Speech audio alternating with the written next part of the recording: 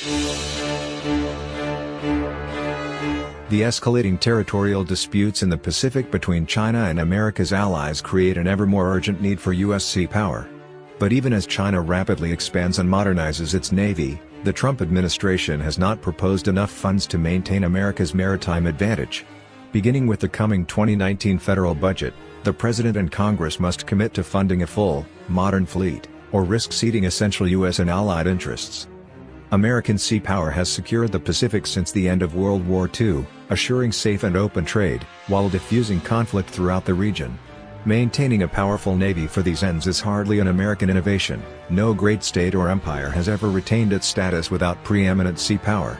The histories of Athens, Venice, Spain, Holland and England show that losing control of the oceans leads ineluctably to losing great power status.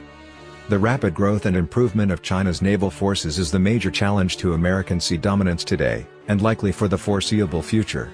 Retired Captain James Fannell, former Director of Intelligence for the U.S. Pacific Fleet, stated in 2015 that China's combat fleet will reach 415 ships in 2030.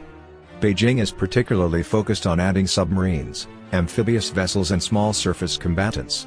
The build-up demonstrates China's clear intention to dominate in coastal regions and amphibious operations, domains in which the U.S. has preeminence today. As Admiral Phil Davidson, nominated to lead the U.S. Pacific Command, told the Senate in April, China is no longer a rising power but an arrived great power and peer competitor.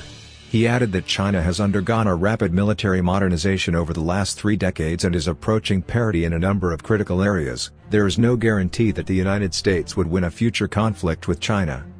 The White House has proposed expanding the U.S. Navy to 355 ships, but its plan is too slow and underfunded. The full fleet would not be complete until 2050 at the earliest.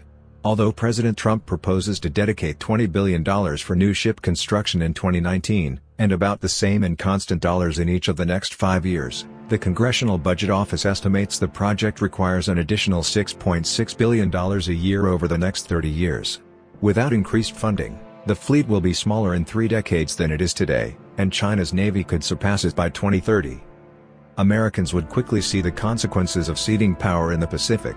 Already, China's growing navy may soon aim to control movement around the first island chain in the East China Sea, which stretches from Japan to the Philippines.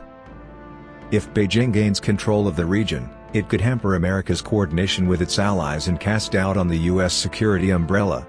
The White House would find it more difficult to prevent distant crises from escalating into direct threats. American business around the world, meanwhile, would be decimated. China would suddenly become the more appealing partner for trade and security. The global maritime order, which has long maintained that the East and South China Seas are international waters, would be replaced by a regional system based on Chinese characteristics, the euphemism by which the Chinese Communist Party refers to its brand of state control.